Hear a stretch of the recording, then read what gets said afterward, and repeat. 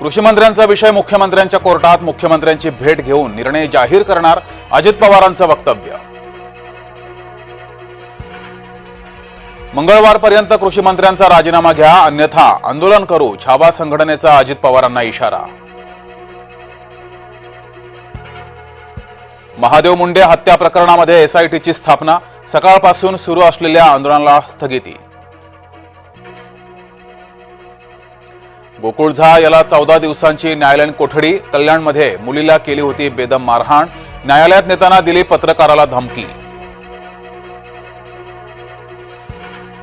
महायुतीतील 8 मंत्र्यांना मंत्रिपदाला मुकावं लागणार, शिरसाट, गोगावले, योगेश कदम, भुसे, कोकाटे हिट लिस्टवर, सामनाच्या दाव्यामुळे भोवया उंचावल्या।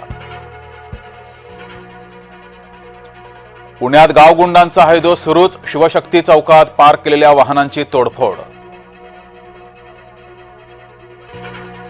संभाजीनगरमध्ये प्रियकरानं प्रियसीला दरीत ढकललं, दरीत कोसळून 24 वर्षीय प्रियसीचा मृत्यू। बुलढाण्यामध्ये पत्र मागायला गेलेल्या महिलेशी गैरवर्तन करणाऱ्याला शिवसैनिकांनी चोपलं। त्र्यंबकेश्वर मंदिरात गळती, सभामंडप गाभारा आणि कळसातून झिरपतंय पावसाचं पाणी।